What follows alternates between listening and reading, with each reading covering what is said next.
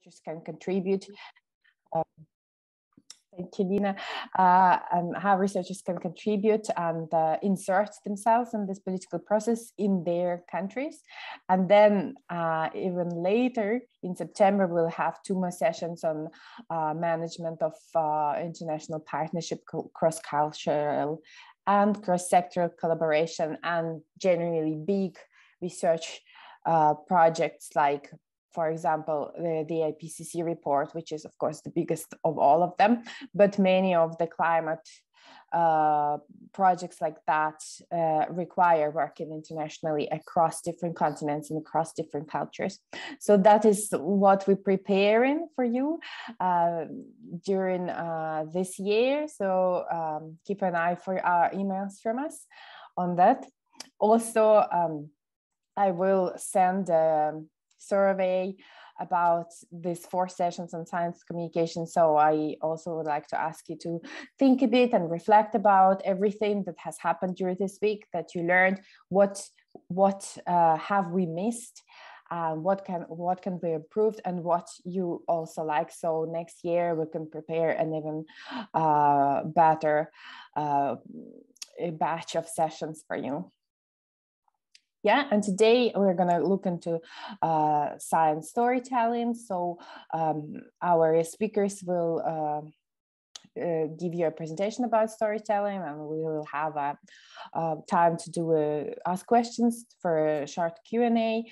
And then we will have a workshop and breakout rooms with this, followed by the discussion of feedback sessions and more question and answers for you to interact with.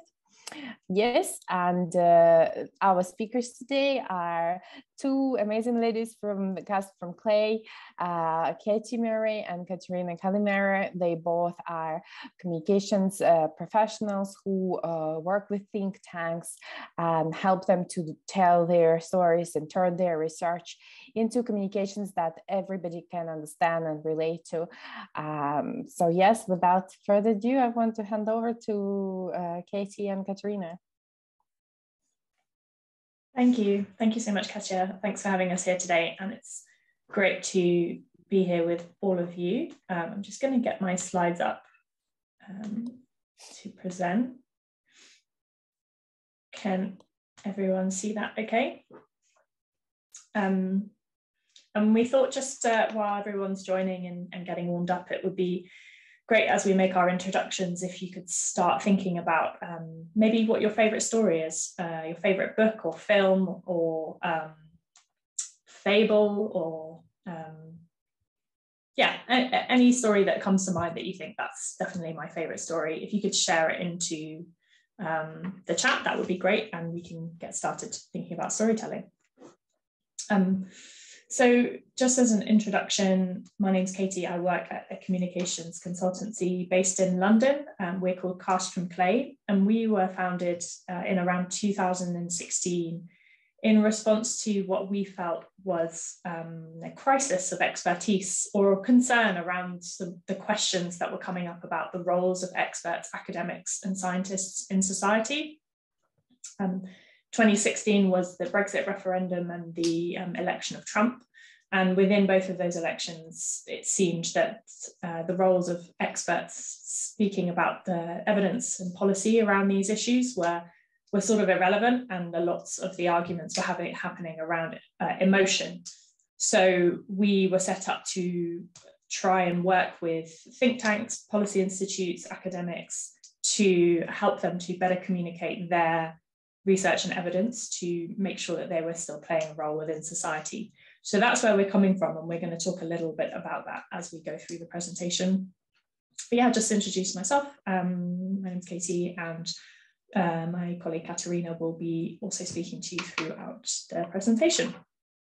And one thing we want to start by saying is that hopefully as we've seen as you start to think about your favorite stories, is that our stories are our oldest and earliest forms of information exchange. Stories help us to learn and to remember. And for that reason, we think they're a really important tool for sharing research and sharing academia, because all of us are natural storytellers. we start telling and hearing stories from a really young age. And I'm going to pass over to Katerina to tell us more and do our warm-up. Actually, just before you jump in, Katerina, I'm just going to reshare my screen and check that it's set up for video. Because in the meantime, hello everyone. I'm Katerina. I'm very happy to be here today. Thank you for having us, and we hope we can make a very interesting session for you. Yeah, so that works great, Katie. I can see that.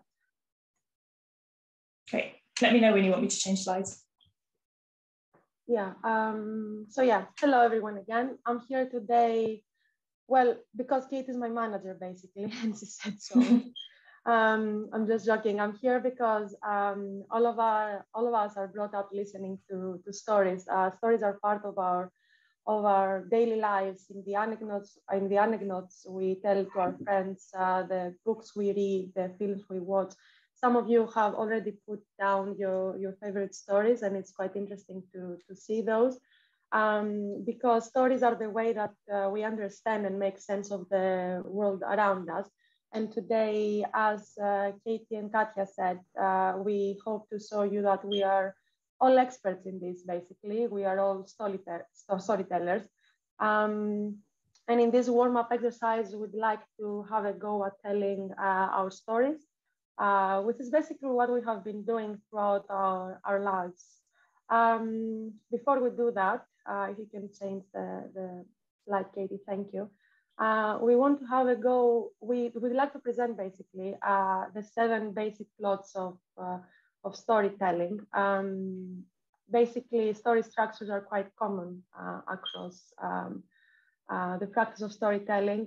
Here we put down 7 of them. The first being overcoming the monster. That phase where the protagonist sets out to defeat an antagonistic force, basically what you're set out to do. Rags to riches is the second one, when the poor protagonist acquires power, wealth, and or a mate, loses it all and gains it back.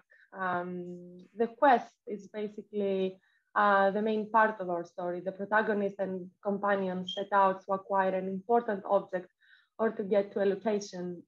They face temptations and other obstacles along the way. And by this point, we hope that it already has started becoming very familiar as a structure to most all of the stories we know.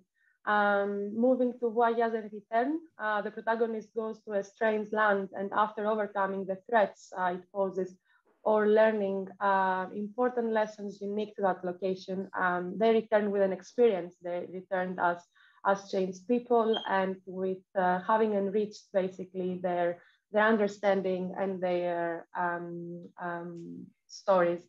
Comedy is the part where a conflict becomes more and more confusing, but is at last made plain in a single clarifying event. Tragedy is when the protagonist is a hero with a major character flaw or great mistake, which is ultimately their undoing. And rebirth is an event forces when an event forces the main character to change their ways and often become a better individual. This is called the hero's journey, which is a common narrative archetype or a story template, if you like. In The Hero with 1,000 Faces, Joseph Campbell is a professor of literature, unpacks this theory that all mythological narratives share the same basic structure, those steps that we went through with you at the moment. He refers to this structure as the monomyth or the hero's journey.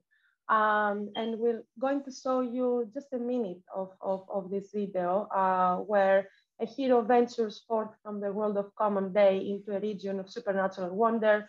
There are fabulous forces encountered, and the decisive victory is won when the hero comes back from this mysterious adventure with the power to bestow boons on his fellow man. So yeah, we'll play this video now, and we'll give you the link so you can. What do Harry Potter, Katniss Everdeen, and Frodo all have in common with the heroes of ancient myths? What if I told you they are all variants of the same hero? Do you believe that?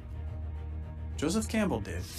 He studied myths from all over the world and published a book called The Hero with a Thousand Faces, retelling dozens of stories and explaining how each represents the monomyth, or hero's journey. So, what is the hero's journey? Think of it as a cycle.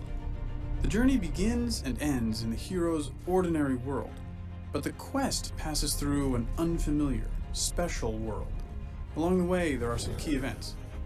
Think about your favorite book or movie. Does it follow this pattern?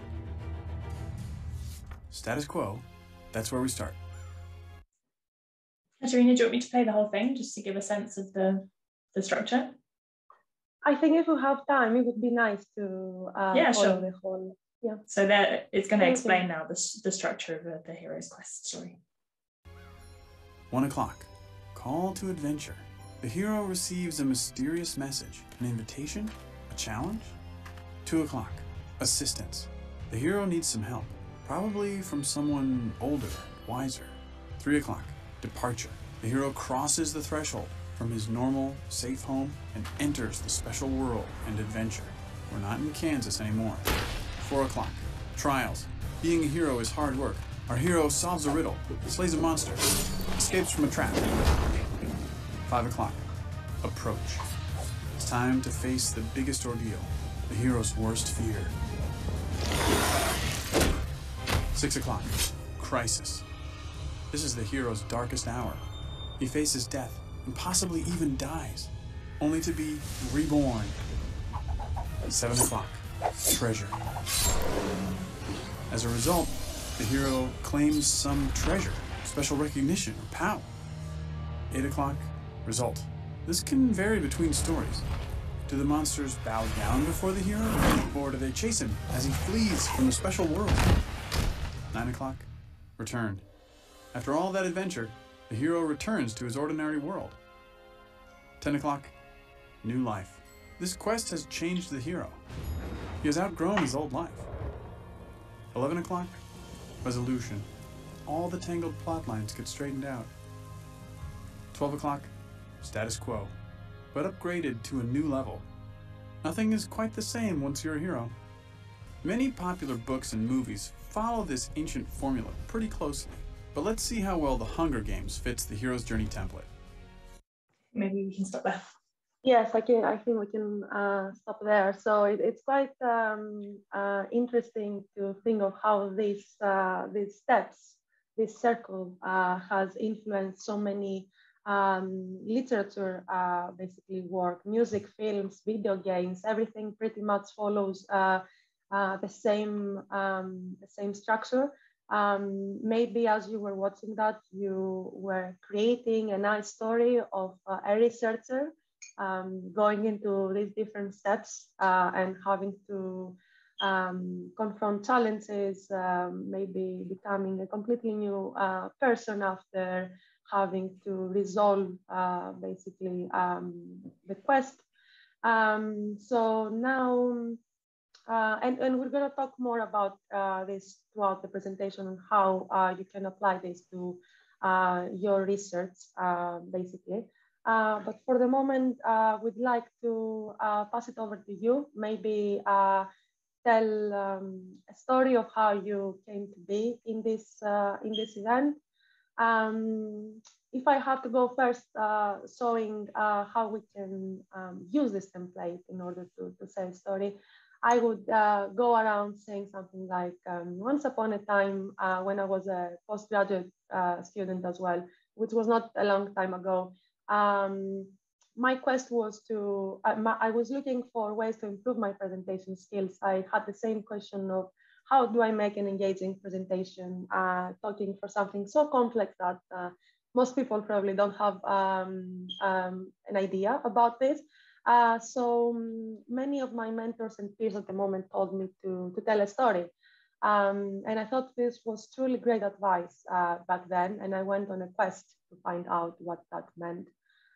Meeting many more people along the way, challenges, until I was able to come out of this journey as a better, I hope, hero, and having acquired all the knowledge I was looking for and wishing to acquire. So what we'd like to do now.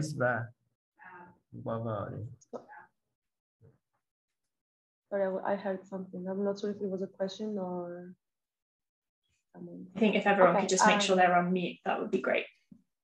Yeah. Yeah, thank you. So what we'd like to do now is suggest that each of you have a go into telling your story about how you came to be in this event. So yeah, once upon a time was an academic researcher, and they decided to come to this event, and hopefully they went away with great insights, that sort of thing. We have, for your reference, the 7 basic plots. Yeah, and if you want, you can either write your, have a go at telling your story in the chat, maybe with 3 bullet points, or we've also created a shared whiteboard for this event that you can work into. Katerina, would you be able to share the link in the chat, or I can show my screen? I think it might be useful to have the shared screen as well, and I will also share now the. So here is the link. You can all access it and start writing there. This is not an exercise to make you stressed or anything, so don't feel any sort of pressure. We just hope it's a nice prompt. It put things in a bit more structured way. And yeah, we'll just spend 5 minutes on this, and if you want to, you can use the chat, or if you're able to access this whiteboard here, you should see this green box here. You can just grab a box and start typing the beginning, middle, and end. You can just try and tell your story. This is meant to show that we all tell stories every day. You could try and tell your life story in 3 points. You could try and tell your story of becoming at the Cliff Grads event, or if you're struggling, if you heard a good story from your friend recently and you'd like to share that, you can use that structure to tell that story. So we'll give you 5 minutes to have a little think and try and write down some notes about your story. Yeah, if anyone really feels like they want to raise their hand and share how they found the exercise, please do. We'd love to hear from you. You can unmute yourselves.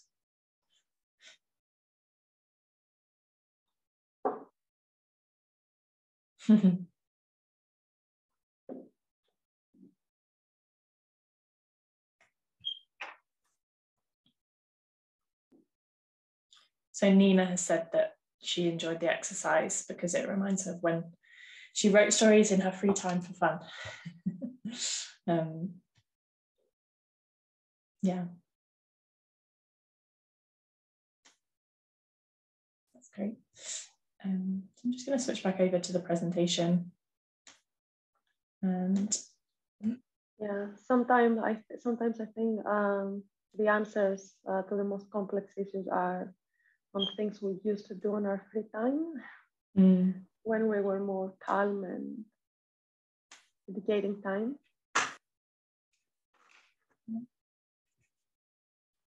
That's very true.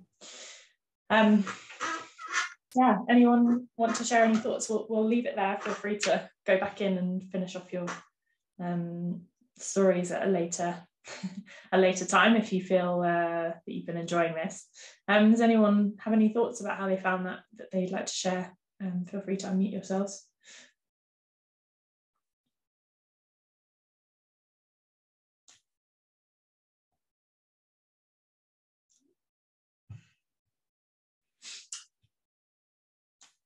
So I think one thing that I really noticed in looking at all your stories that you, Taiwo, feel free to unmute yourself. I see your hand raised. Yeah, I just wrote something. I don't know. I didn't see it. Would you like to read your story? Oh, okay, all right. So let me go back to the story. Yeah, anyway, I wrote the story anyway, so I cannot just say it. Yeah, so where I live is the most degraded area in the country. And I had always wanted to see how to improve on the degradation, or know what's the reason behind what was causing the degradation. And when I wanted to start my PhD, we didn't have lecturers trained to engage me in the, with the skills or with the knowledge needed to understand what was happening in the environment.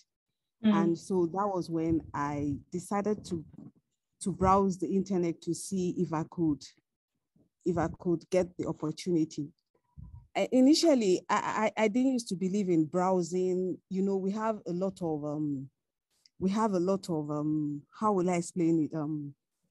Frauds going on in the country, cyber frauds, and I didn't just believe I could browse the internet and have an opportunity as great as this. But I recently, at that time, learned that my cousin that lives in the village, who had no form of communication, who was not even encouraged by the parents, I wonder how she was able to get the courage to, browse the internet, to source herself.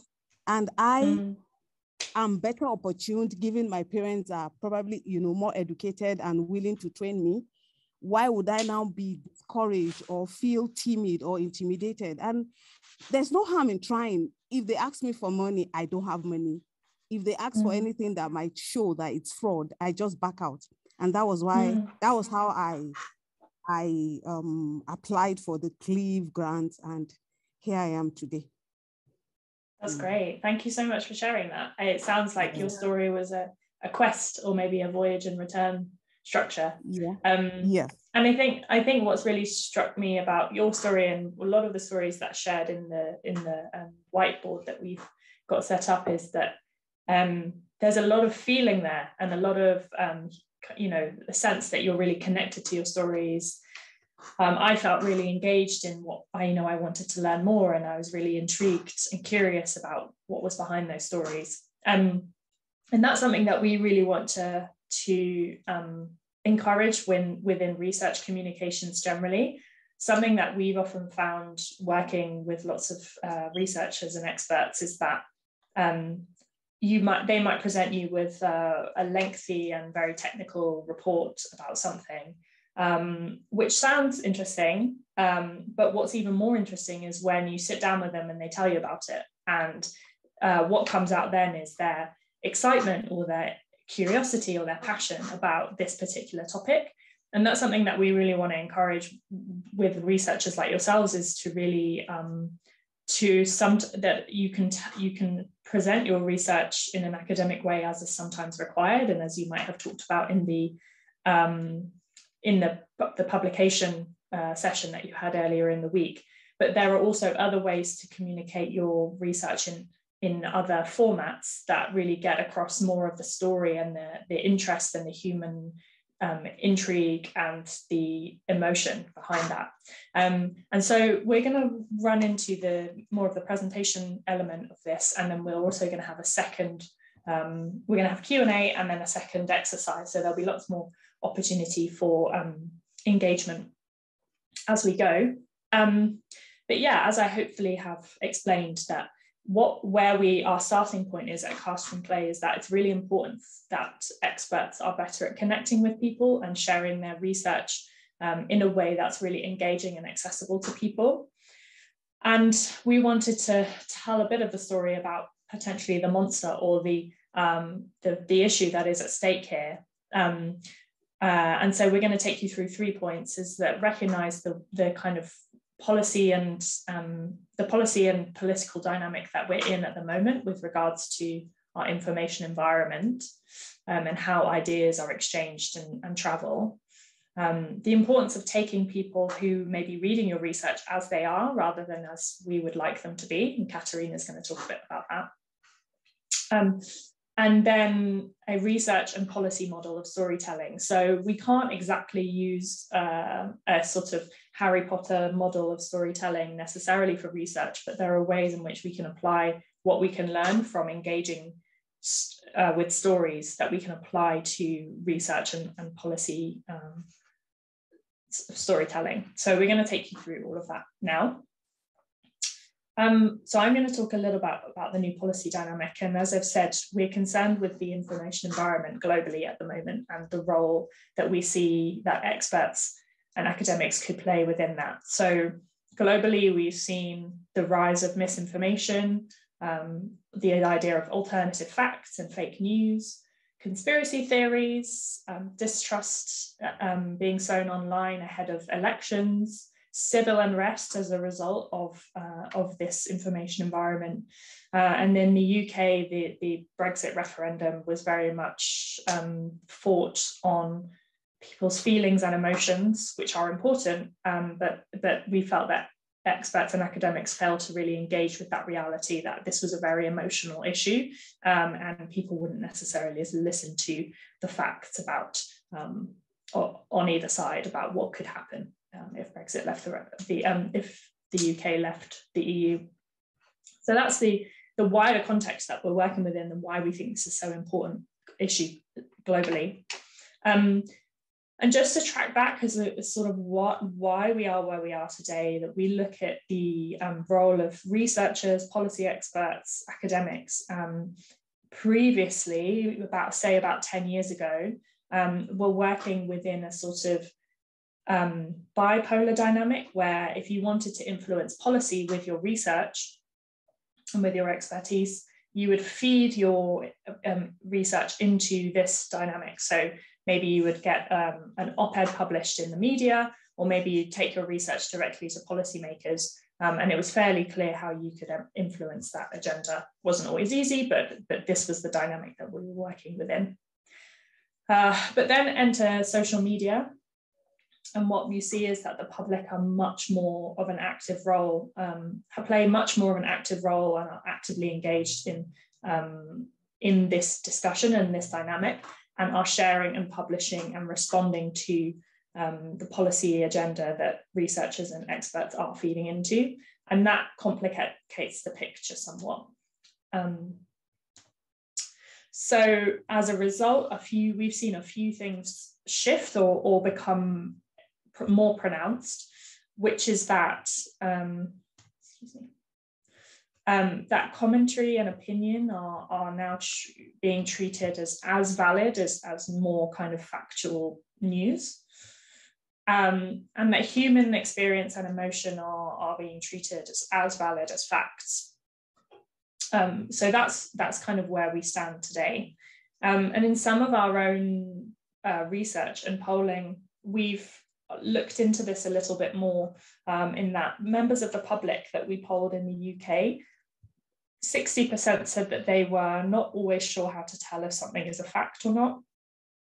And actually almost half of the people that we asked felt that politicians place too much emphasis on evidence and not enough on instinct and common sense. So there's a challenge there to people working with facts and evidence and academic research. To how do we work with this, and how do we feed our research into this environment? Some of you may be familiar with Steve Bannon, love him or hate him, who was the former White House Chief of Staff and was the executive chair of Breitbart News. And he made the statement that most readers don't approach the news as a clinical exercise in absorbing facts, but experience it viscerally as an ongoing drama with distinct storylines, heroes, and villains. So we get back to our stories and monsters, that as individuals, we're much more likely to be engaged with and interested in something that follows more of a story structure than something that is simply just facts and information alone without any kind of context and drama. And we also find the same thing, that if you're a policymaker and you're requiring, academic insight and research and evidence to inform your policymaking, policymakers don't rely on facts alone. They actually require arguments. They need to be able to make the case, not just that something is the case and that we may want X type of environmental policy or Y type of environmental policy. They actually need to be able to make the case to voters, to their colleagues, to their staff, And so they can't take the information alone. They need the arguments that surround that information in order to make that policy real. And this came from research done by in a book called What Do Policymakers Want From Us? They want arguments, not facts.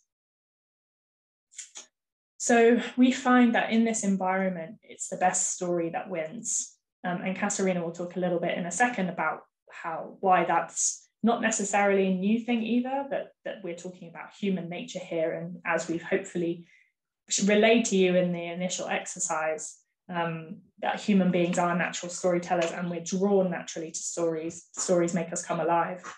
And so, but what we're not saying here is that we think that storytelling should happen at the expense of facts. We're saying that we need storytelling to support facts and evidence and to use them as a vehicle for research. We're not saying, oh, don't worry about your research, stop researching anything, we don't care about evidence, just start telling nice stories. Not at all. And to illustrate this, I want to say that a key part of storytelling is that you need facts in order to tell a story. So if you think about how a story is constructed, you have the plot and you have the narrative. The plot is the facts, what happened, what were the events in this story. But without the narrative, you have no sense of why this mattered. You just have a series of events without, time, without context, without connections between events. And so the role of storytelling is to give facts more context and show connections between the research and evidence that you've been gathering and the bigger picture. How does this fit into a wider picture of knowledge and information? And I wanted to give an example of what would happen if you tried to tell a story with facts alone. And this is a bit of an extreme example, but I wonder if from this you can recognize a quite common fable, which is 2 out of 3 instances of emergency calls regarding wolves turned out to be hoaxes, and 1 out of 3 emergency calls regarding wolves resulted in death. So this is quite strange. And what is happening here is what would happen. I don't know if you are familiar with the story of the boy who cried wolf. In the story of the boy who cried wolf, there's a boy looking after sheep in a nearby field to his village. And he's looking after these sheep and he's bored. So he decides to just pretend he's seen a wolf, and he shouts for all the villagers and he says, help, help, there's a wolf. And he does this twice, and both occasions the villagers come up and there is no wolf. And on the 3rd time he calls, there actually is a wolf, but no one believes him, and he gets eaten. And what I wanted to show here is that you can't effectively relay a message with the facts alone. And we quite often see in evidence and communications is that quite often people will share a statistic like 2 out of 3 instances of emergency calls regarding wolves turned out to be hoaxes. This is useful information, and it's interesting if you know the story of the boy that cried wolf. But if you're someone without that wider context, it's really unclear what the significance of these 2 statistics are here. So it's missing a sense of time, it's missing a sense of context, and it's missing the sense of connection between events, which is what is just, makes a story rather than a simple plot. So I'm going to hand over to Katerina now, who's going to explain why it's important that we recognise the importance of stories and how we learn. Katerina, feel free to jump in. Thank you, Katie. So yeah, as Katie mentioned already, people want frameworks in order to understand the complex world in which they live in, and policymakers are no exception to that. We need to take people as they are. We use this heading because there is also an idea about how we want them to be. People are more likely to remember stories rather than facts, and all of us are not the rational beings that we like to think we are. This is not to say that we don't care about facts anymore. It's much more about the role that facts play within a wider practice of storytelling. It's actually using facts, but it's not instead of facts. If you can change the slide, Katie, because this is a really good indicator what we're going to see now of this idea, of this practice. This is here a research from Bobby Duffy's book, The Perils of Perception, which you may be familiar with, and actually presents data that they explored, asking people what they thought the percentage of immigrant population was in the country. This graph that you see here shows the light color, the pink at the top bar, is what people guessed that the proportion of the population is, and the lowest is the reality. As you can see, the difference between real and perceived levels of immigration is quite significant. The more interesting thing we found within that book, though, is what happened when people were challenged on the data. What they reported is even when people were shown that the numbers were much lower than they had guessed, they actually insisted that their original estimate was accurate. So even when proposed with contradictory facts, people often hold on to the facts that were presented to them in the first time. Usually they thought that the government figures were wrong. They said that they don't include, for example, illegal immigration, or they just said, I just don't believe you. This is not how things are. This speaks quite directly to what George Lakoff's, what he puts across in his book, Don't Think of an Elephant. He basically talked a lot about one of the fundamental findings of cognitive science is that people think in terms of frames and metaphors. So when the facts don't fit the frames are kept, but the facts are ignored. Well, now that's a challenge to all of us who believe in the value of facts and evidence, and particularly the role they have in today's world. So through our own research at Catherine Clay, we wanted to know about the role of this question, the question of frames and facts, of the rational versus the emotional.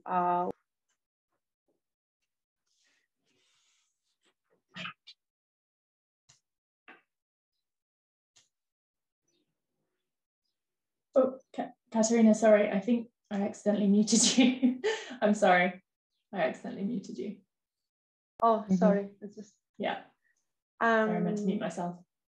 Sorry, so basically, yeah, through our own research, just to go a bit back, I don't know where you lost me, we wanted to know about the role of this question of frames and facts, of emotional versus rational. Maybe you're already familiar with this discussion, with this quest that a lot of researchers in academia are trying to get at grips with. So one of the questions we asked people was how much do they agree with the statements? When it comes to politics, I go with my heart over my head. So I choose emotion over rationality.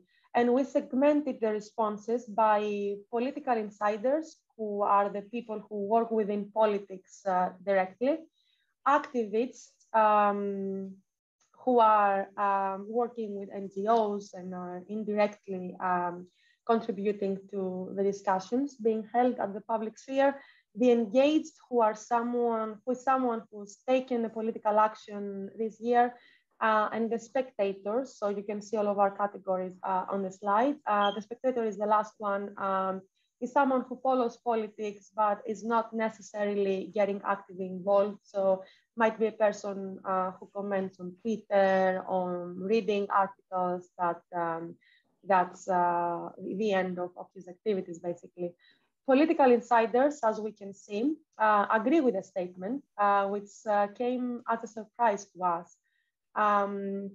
And as you can see with all the other percentages, we started thinking whether people separate from politics are more likely to be rational.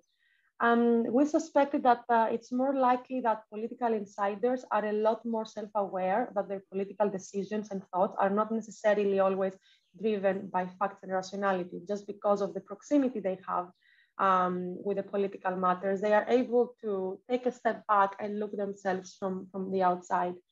To explore this idea more of the sense that political insiders are more self-aware, we asked people what they thought about what other people did. So how do you think when it comes to politics, whether your friends or families make political and policy judgments based on what they feel and not on what they know? So in that case, people were much more able to identify the fact that maybe their family and friends, for example, make much more emotional and hard-paced decisions, which is to simply say that as human beings, we're much better at being able to notice it in other people than we are to admit that ourselves, that we are more leading with our hearts and heads. So that was quite an interesting thing to find out. And really, all of this is to see humans at work, really, and recognize that these dynamics are at play rather than we think that this wasn't true. And it's more about understanding and working on how we can use that information that we have now, how we can accept people and take them as they are, to link back to our shedding. And at Cast from Clay, we think that storytelling is one route to better work with these human dynamics. This might also ring a bell. One of the latest intellectuals of Europe, Jürgen Habermas, stayed in history as constantly making the argument that humans can have rational communication that will lead to the democratization of society and consensus. He used to talk a lot about how people, on entering a conversation, on making political decisions and policy judgments, are able to identify that they're being subjective. And we leave this food for thought, and we hope that it was an interesting part of the presentation to introduce some facts from some research. So I now over to Katy to talk to us a bit more through the research and policy model of storytelling that Cast from Clay is currently working with as well. Thank you, Katerina. Yeah, so hopefully we've made a persuasive argument to you as to why storytelling is a really important vehicle for research and policy communications. But the difficult question now is, how do we actually apply this to research communications? And we've already seen that for many policymakers, if you're trying to get your research to influence policy and to get policymakers to make a different decision, the same research that we quoted earlier, What Do Policymakers Want From Us, found that research papers that exceed 10 to 15 pages are not useful to policymakers. And so that's not to say that we shouldn't be writing in-depth research papers to show the depth of academic research and to show our workings. But in terms of then how we package the information that we find in our research to different formats to get to different audiences, that's the next question. So some of you might recognize this broadly as a model for policy and research communications, as has been done historically. And this is something that we often see research institutions, universities, think tanks using this model, which is the research is the very start of the work, and all of the research is poured into the report. The report remains the hub at the center of this research process, and everything is in the report. And there might be a few other ways of communicating about the report. So a few tweets that point people back and say, read the full report. So you're asking people to go from a 280 character tweet to a multiple page academic report. Maybe there's a way you can summarize the work in video form or infographic. Maybe you can even go speak about it at an event. So this is still quite good because, you know, you're relying on different formats to get some of the findings from the report out there.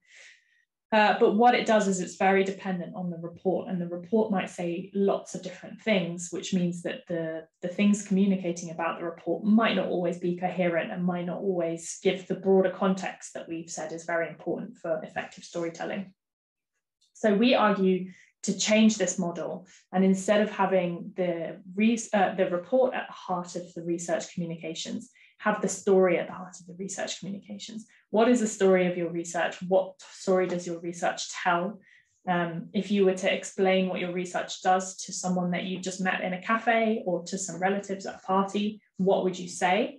The report is one way of communicating that story, but there are other ways of communicating it too, at different lengths, in different levels of detail, but pinning down really what the story is and the context for the research, the what you found and why it's significant in the setting and what it means for the future. That's really, really key part of the process before you get into communicating in these different ways. And having that story really clear allows you to communicate really coherently across these different formats if you're thinking of communicating beyond your report through summaries, videos, tweets, events, social media, etc. So this is what we propose to the model to take. The question is how you find the story at the heart of your research, which can be really difficult when your research is complicated, when there are lots of elements. Maybe there's a big story, but there are lots of little stories within the research itself. So Katerina introduced at the beginning of this presentation some common storytelling structures. We saw the hero's journey. We saw an example of voyage and return or request. But one sort of simpler story structure that we think lends itself quite well to communicating research is Freytag's pyramid. And this Freytag's pyramid shows the arc, a narrative arc that many stories take. And you'll recognize it from Hollywood movies that you've watched or books that you've read. We start by them showing us the world that we're entering into in this story. Exposition, we show the background, we show where we are now. Rising action is a sense of tension is coming into the story. Maybe there's a problem, maybe there's an issue that needs to be overcome. And the climax is that we reckon with that problem. That's the chunk of the story, that's the chunk of the drama, and that's the chunk of the action. Once we've reckoned with that tension, the action falls into trying to reconcile reconciliation and looking towards the future. So that's an arc that fits quite nicely into research communications. And hopefully we're going to illustrate how, and then move into an exercise into having a go at using it. So as we've said, in Storyland, this narrative arc looks something like, once upon a time, there was a hero and a world, but difficulties threatened to destroy this world. The hero summoned the tools needed to defeat these sinister forces, and then worked to make sure the sinister forces could never return. And then maybe at the end, they're setting up for a sequel or a part 2 or a second series. But elsewhere, there was more to do. Unfortunately, when we're doing research, usually the work is never done. There's always more questions that arise as a result of the research. And usually that's where it closes out. So in the research world of communicating research, we've sort of translated this into this structure, which is starting with what's the situation with this issue now? Where are we at with this agenda? How is the world treating this topic? And then moving into why is there a problem with this? What was the tension in this context that give rise to your research question? Something's not fitting, something's not working, or there's a question, we don't understand this yet and we need to understand it. That's the rising action. The climax is, what does your work do about this? What's the meat? This is the meat of the story. What did you look at? How have you overcome this tension or this problem? And And then this falling action is maybe a sense of a recommendation of where we should be heading next to. How can we set a different course based on your research? What needs to change as a result of what we found in the climax and the chunk of your research? And then the end of the story, the closing, the denouement, which is this chapter is closing. So based on this sequence, this story, what have we learned? What wasn't resolved that needs to be resolved? And that's enough for one story. If there's another story that came out for research, you tell it in a different narrative arc. So that is hopefully a structure that is useful to work with. And what we're going to move into in the whiteboard is and move out into breakout groups. We'll have a bit of a chance for a Q&A before that, so that if there's something that wasn't clear in this work, or you just have some burning questions, we can do that first. But this is the question that we want you guys to work with. But before that, I just wanted to give you a very quick example to show this in action with research. And this is an example that we worked with, which was the Ocean Panel for Higher Level Sustainable Ocean Economy. And what we worked with them in order to help them to communicate the work that they had done across, I think it was about 14 research papers. So there's quite a lot of information in there, lots of different strands and pillars that they wanted to communicate about different elements of the ocean, and working with the ocean in a way that is sustainable, that doesn't harm the ocean. So when they came to us, the Ocean Panel knew that they were building up to a climax point. Their research has found that the ocean holds solutions to many of the problems that the ocean faces. And if human beings partner with the ocean, rather than viewing the ocean as a victim of human activity, we can overcome some of the issues of pollution, biodiversity loss, etc. And their recommendation is that countries with relationships with the ocean need to partner and agree to manage 100% of the ocean sustainably. So they were building up to this announcement of a commitment of world leaders agreeing to work to protect and manage the ocean 100% in order to ensure protection, production, and prosperity around the ocean. So we were able to map quite easily the climax point. Where's the story leading up to? But what was really important was that we didn't just come out and say that without any context setting, because it's a bit like starting a book or a film right in the middle of the action. You don't know what's going on. The audience is very confused. So we have to fill in the gaps a little bit by working backwards. So what's the starting point? We started by introducing our hero, who is the ocean.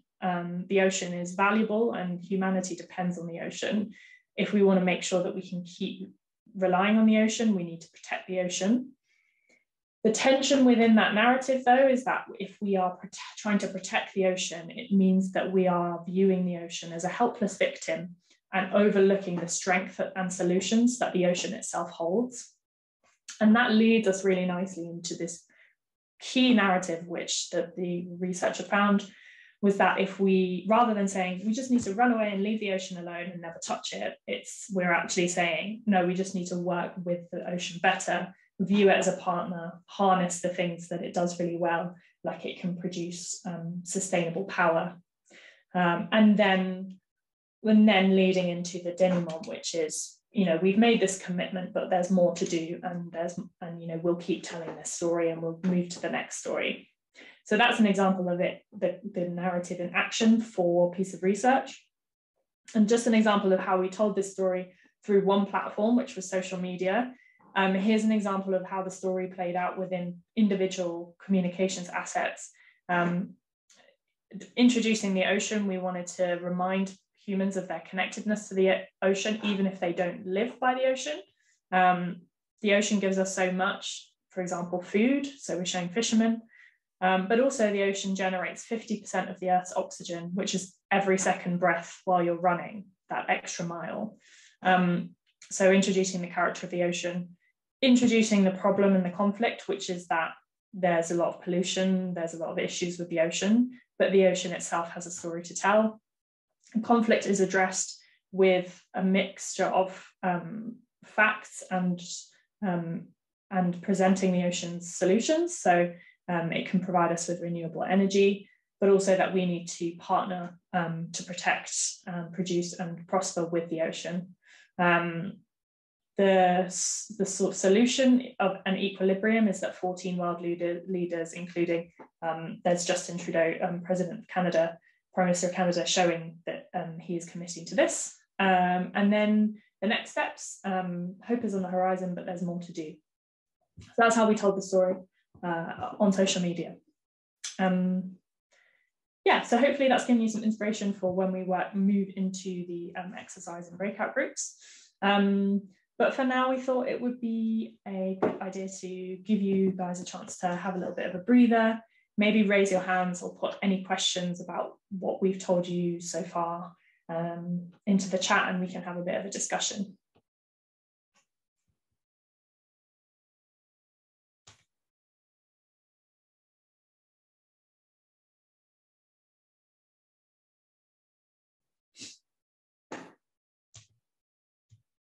If you'd like us to go back over anything that wasn't clear, also feel free to let us know. Yeah, maybe while the participants are gathering their thoughts, I can ask a question to clarify some things. So I'm just wondering, do you always follow the same kind of sequence in your storytelling? Because sometimes, especially I see that a lot in when I read, let's say, online media, that the result comes first and then the story follows, you know. And then why do you do that? If you could explain, why do you do that? Why people do that? Why is it beneficial, especially in the current media environment? And then I think another question that I had, if you can go back also to your social media campaign, is very interesting how you made it part of the story, but then how do you also share it so the audiences perceive it as one story? Do you share it always in a sequence, or do this social media assets together constitute a story? Yeah, two really good questions. So in the first instance, there are many ways to tell a story, and what you're describing about the result comes first and then you tell the story. That is one way of telling a story. If you've ever seen a film where sometimes you're dropped straight into the heart of the action, and then we rewind and we're like, whoa, hold on, how did this happen? And part of that probably depends on the story that you're telling. So one really useful element of telling an engaging story is surprise, or beginning with something unexpected. And that can potentially work when communicating your research, if you trust that the audience knows that this is unexpected. So if they, I'm trying to think of an example, but my brain is just going to Harry Potter, so let's try with that. If you started the action with, wow, Harry Potter's gone to fight Voldemort, if people know who Voldemort is and what the world is, good and evil, etc., then that's really interesting, and it's like, wow, that's a big deal. But if they have no idea who Voldemort is, or who Harry Potter is, or why it's important that they've gone to fight each other, that's a different question. So often with research and in the media, it can be that we all have an understanding of climate change as an issue, for example, and we're surprised to find that could be one solution to it. But if the audience isn't really that engaged with climate change, or isn't really that engaged with some of the existing solutions that we have come to conclusion about, maybe it requires us to start at the beginning and set some context, rather than emerging with something that the audience isn't really going to understand and have much context to the significance of. Which is why on social media, to answer your second question, the way we treated the Ocean Panel was to try and sort of prime our audiences and our followers, and the way that it's a massive challenge with social media in particular, because there's a really great book called Present Shock, and I've forgotten the name of the author, who describes the challenge with social media being that it removes narrative. It removes some of the ability to tell the narrative about something, because everything is current, everything is now, and it's very hard to create a sense of time. So that is one of the challenges when you're dealing with individual assets. One of the things that we did to bring it together was to create a campaign message, and also to create a visual identity around this particular campaign, so that you start seeing this really bold graphic and the story gets told over time, and it's like, oh, I saw that the other day, and now they're saying this. But there are also other methods of semi-short form, but still it allows to tell a story, like a 2-minute video or a Twitter thread, or something that allows you to actually wheel out that story in one go, as well as telling the different building blocks and parts of the story individually. So yeah, it's particularly challenging on social media. Katerina, it sounded like you were going to jump in there. Yeah, I thank you very much for that question, Katya. I think it's a very interesting one and important as well, because obviously there are many different ways in which you can say a story, and there are many archetypes as well, depending on what you want what your objective is. Like, you might want to prove adaptability, or you might want to prove that you overcome the obstacles quite easily. You might want to show resilience, or how relevant your question is. So also in movies and in books, we tend to see many different ways in which the story can start. It can start from the end and can go like unraveling as not in a linear way, basically, not following the time, not following like everything we discussed about.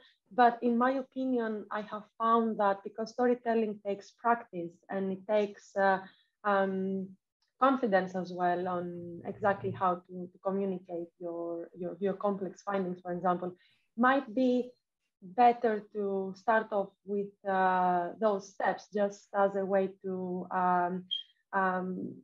understand how to take the reader or the audience in general from the hand, and drive them through the different stages, because you may have everything in your mind super played out, and you understand it very well, but that doesn't mean that maybe you can make it go across the same way. So, and also I find that creativity and altering, the story, playing with different formats and everything comes after quite a lot of experience. So I think this is why, and maybe Katie, you have an opinion on that, maybe this is why we stick with those steps, and we suggest that we think of stories in this way, just because we understand that maybe we are all new in this when it comes to our research findings and those complex issues. And it's always better to start very, very, very simple, like taking out all the things that many clients think that comms people put in, like the details and the fascinating visuals and the nice formats.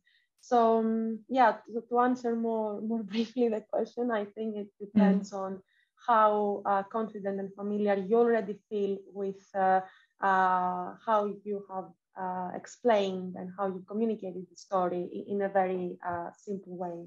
And then you can go on and deconstruct all the parts, and mix them and create like truly great examples. And I think that's right. It's starting simple, and also thinking about how that structure will be different for different audiences, but also different formats. In that, you're right, Katia, you would never be able to convince a journalist to start their article with once upon a time, that type of beginning. They would always say a new report from X has shown that Y, and then putting it into context, because news wants to know what the new thing is, and the new thing is the new finding in the research, before then explaining it. So there will be different contexts, but one of the reasons why we do this exercise is that you're not always going to be telling that whole story every time and to every audience, but what the activity does is really useful for you as a researcher to get that story really pinned down in your mind.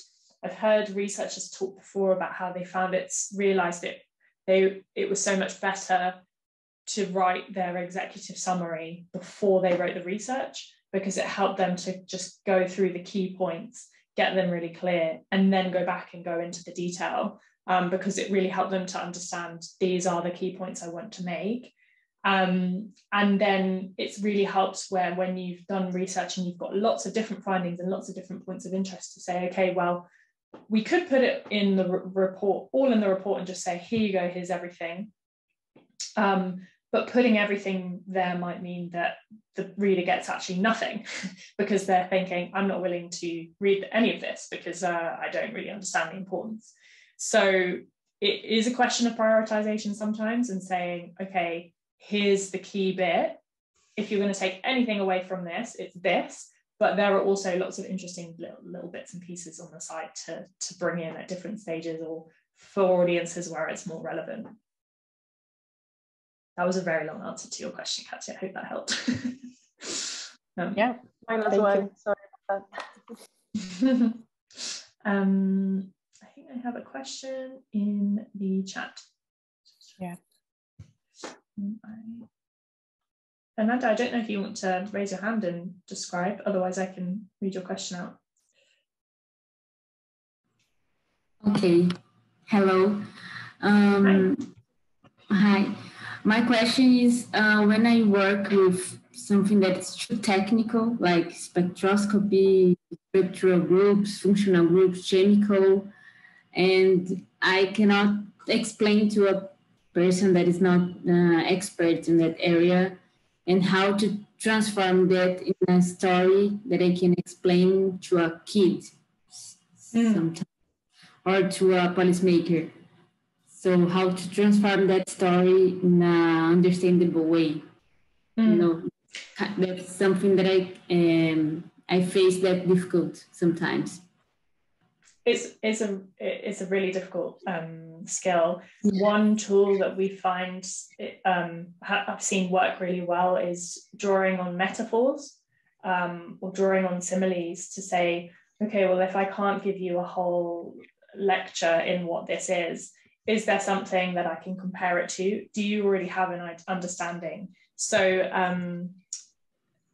we saw there was here in the UK, one of the producers of the vaccine for the COVID was very good at communicating the complicated science using metaphors in a way that would really stick in your mind.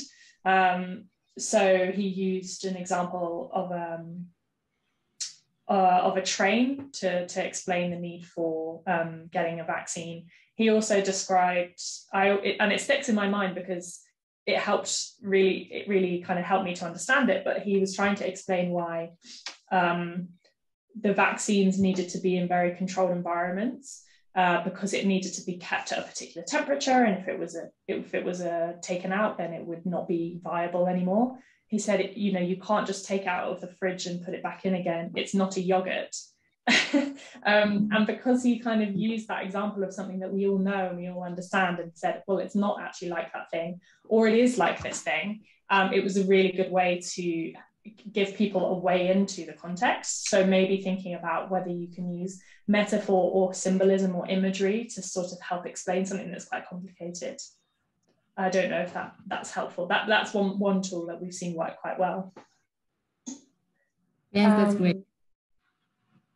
Yes, and I also wanted to add to that, that especially in your field, from what I'm understanding, this can be quite a powerful tool because through metaphors you kind of connect with what people already know and already understand. And metaphors from the natural world, for example, from our cultural references, our countries, those things are pretty hard to pin down. I do understand that most of the times, but you can find many resources around as well on what the process of turning your complex finding into a correct, easily digestive metaphor. There is an institute, it's called the Biomimicry Institute. Basically, they have a lot of resources there, a toolbox, and many, many stories on how basically they are inspired by nature and by biological processes, by all things natural, basically, in order to think about new designs, in order to implement those, construct. I don't know if that might be quite of like an inspiration point for you, but they do really have a wealth of information. Maybe you could share the link, Katerina. Yes, yes, I will. If you have it, that would be great. Yeah, I do. It's in my favorite. Thank you. I think that also the thing to note with metaphors is that the it might be hard. It might be hard to pick one because you think, well, it's not exactly that. It's not exact. It doesn't explain all the different parts. But if you're helping someone just get a broad understanding of, okay, I understand how that works, so I sort of understand the principles of what you're saying. That really helps, even if it's not the perfect metaphor that perfectly maps onto what you're trying to describe. So you have to have a bit of artistic license, I think. Thank you so much. Thank you. It's a really, really good question. Thank you. We can always go back to questions as well if anyone has something that they would like to ask. Hopefully there'll be time at the end, but maybe now we can move into our groups in order to try out using this storytelling model for communicating research. And what we've done is, let me just share my screen of the whiteboard again. We're going to be working back into the whiteboard, and what we've suggested is that you work in maybe groups of 5. I think around that, we should be able to split you into breakout groups. And what we suggested is that one of you work with one of your research. So someone in the group maybe volunteers, or you discuss what your different research topics are, and you suggest that we work with one research topic. So spend the first 5 minutes deciding whose research you'll work with, and maybe type it into the top of your table here. And then as a group, work with these questions about how would you tell the story of this research. You could start with the beginning, with the middle, like we did with the ocean panel, and say, okay, well, we're trying to get to this point. How do we explain the way to it? You could start from the end and work backwards, or you could start from the beginning and say, okay, this is how the world is now, and this is what my research does about it, and this is what we suggest as a result. So we've got several tables for your different groups. I think you should be given a group number, and you can grab the table that corresponds. And yeah, hopefully that will be something that you can work together on. And I think the group work will hopefully show that it's quite a useful exercise to talk to other people about your research, as a way of trying to find ways to tell that story as well. Is if you're explaining it to someone, your relative or your child, that helps to pin down the story too. So working in a group will hopefully help you do that. And the instructions are there in the whiteboard as well. And I think Katerina and I might pop in to your breakout groups in about 5-10 minutes. We'll meet and work our way around just to check if you guys have any questions and see how you're getting on. Is that everyone back? Just about. Great. Thanks so much for doing that. I could see all your answers coming up on the whiteboard. It was very cool. It was very cool to see what you guys are all working on. I appreciate you didn't all get the chance to finish, and that is always the way in these workshops, that there's never enough time. But hopefully we wanted to just give you a chance to have a go at this, and it takes practice and it takes lots of thinking. And I know some of you struggled with your connections as well, so sorry about that. But hopefully you found it useful to start discussing and start thinking about how this structure can be used. Does anyone have any questions or things they want to share that they found difficult or found helpful? Or yeah, just interested to hear how you found it.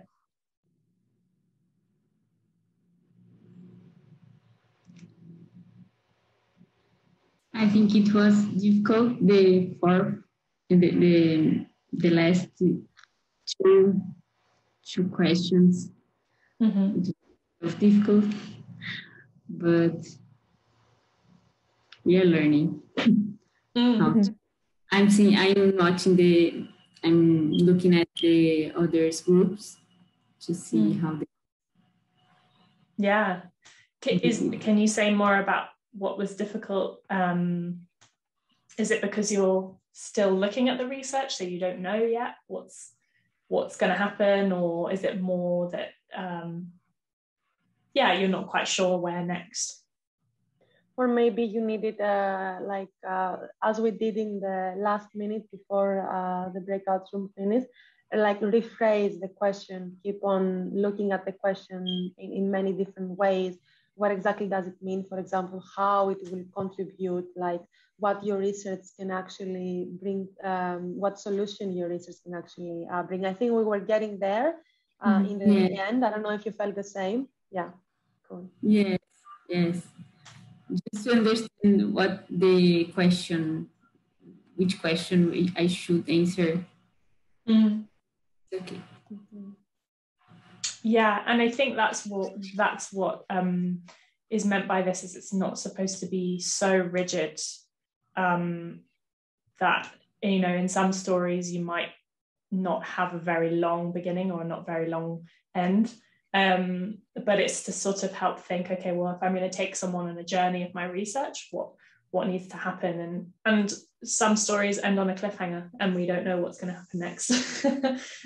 So there's lots of different ways, but hopefully they give a sense of, but was it more that you didn't really understand what was happening at the end, and and that you kind of needed to rephrase the question in a way that made sense for your context? Is that right? Yeah.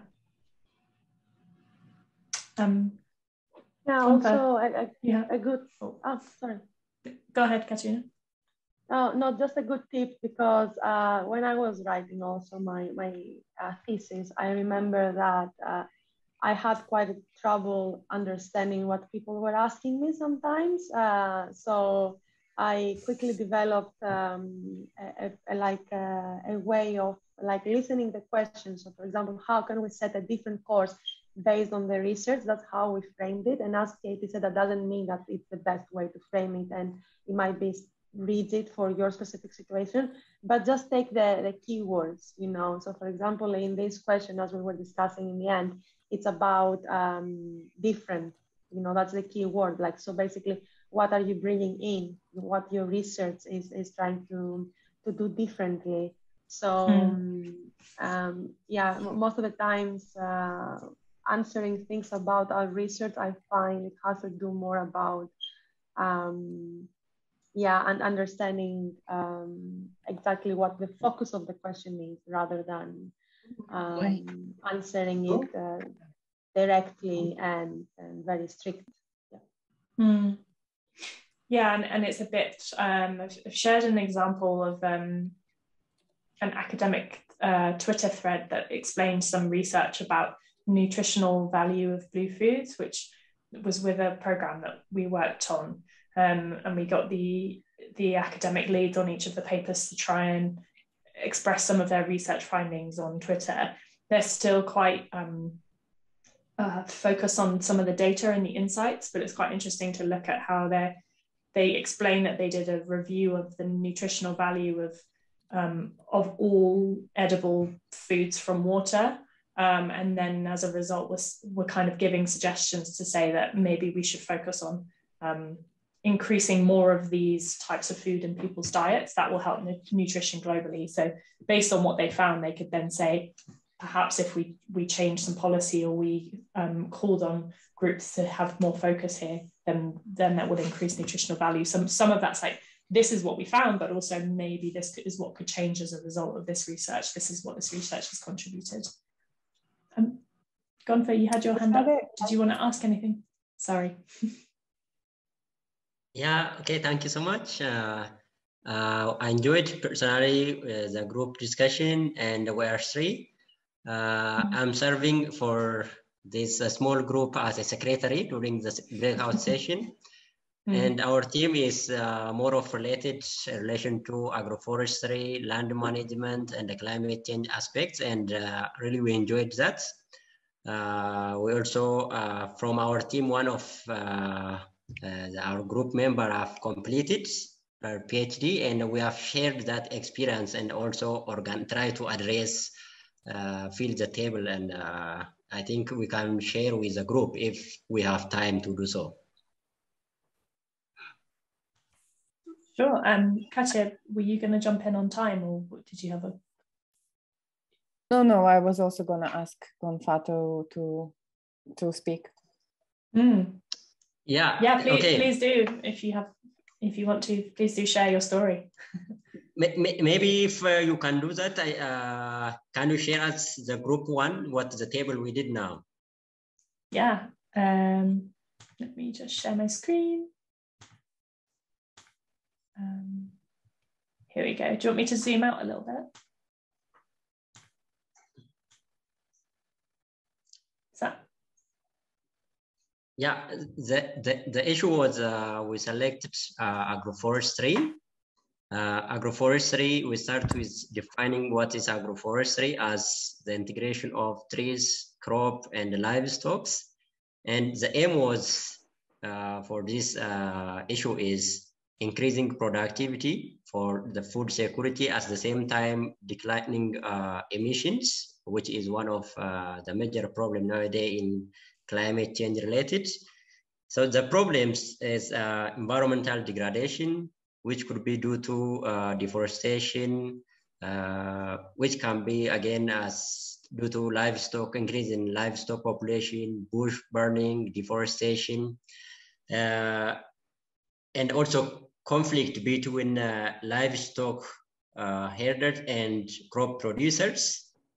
Moreover, also there is a problem in decline in production and the productivity due to, again, soil fertility and drought.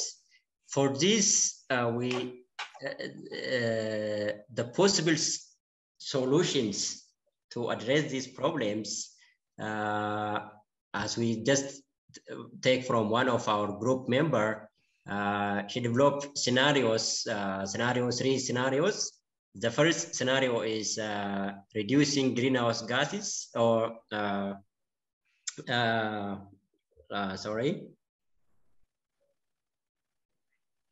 Can I help? Yeah, the problems are greenhouse gas are increasing due to livestock population. Yeah, these are the observations or the hypothesis. Population due to methane, increase in utilization of chemical fertilizers, carbon dioxide emission from bush burning, deforestation. These are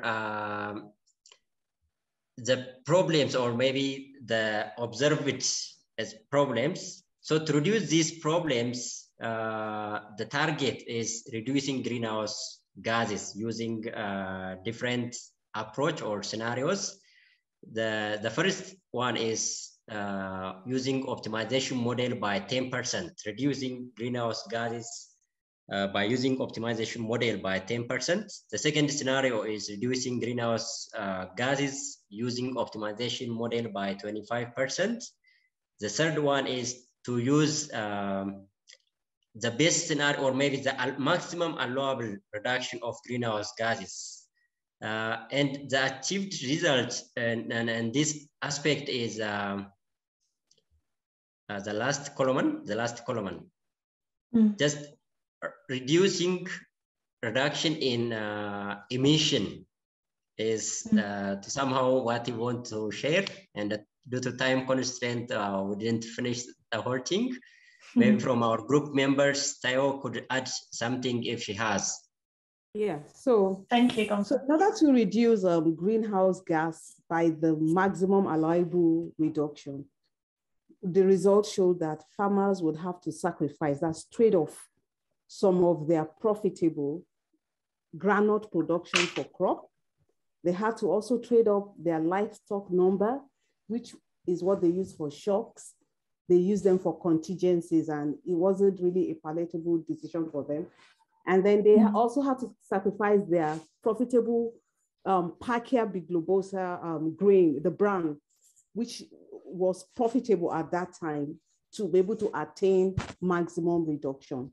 And so the result, we concluded that there was no win-win scenario that could cut across reducing greenhouse gas emissions and at the same time increasing farmers' welfare in terms of their income and their agricultural productivity.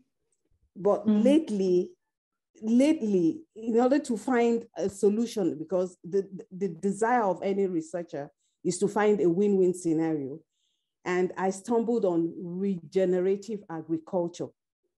And so that's my next line of action for maybe a postdoc or something, to see how one could attain win-win scenario of increased productivity and at the same time reducing greenhouse gas emission.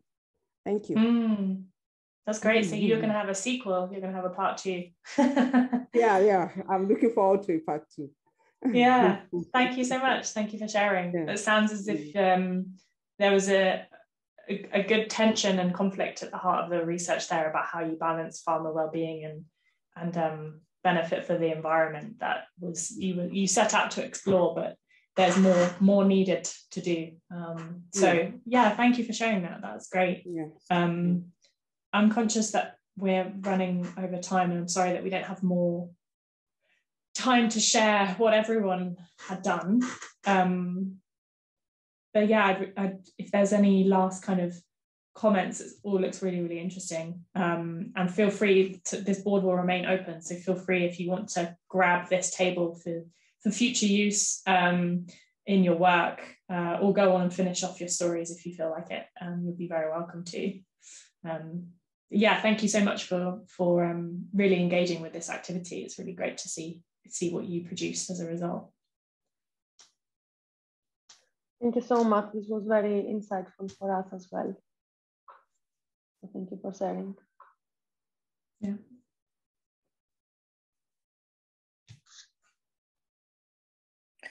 Okay, so I think then with that, we are going to wrap up the series of workshops on science communication. As I mentioned before, please do reflect about what has happened this week over the weekend, and I will send you the videos and the resources as soon as I have them, so you can review them and yeah, reflect more and also save them for your use later on. And please don't forget to answer a survey. I will also send it better so we can improve our work. And yeah, I hope you enjoyed it, and have a nice end of the week. Bye. Thank you, everyone.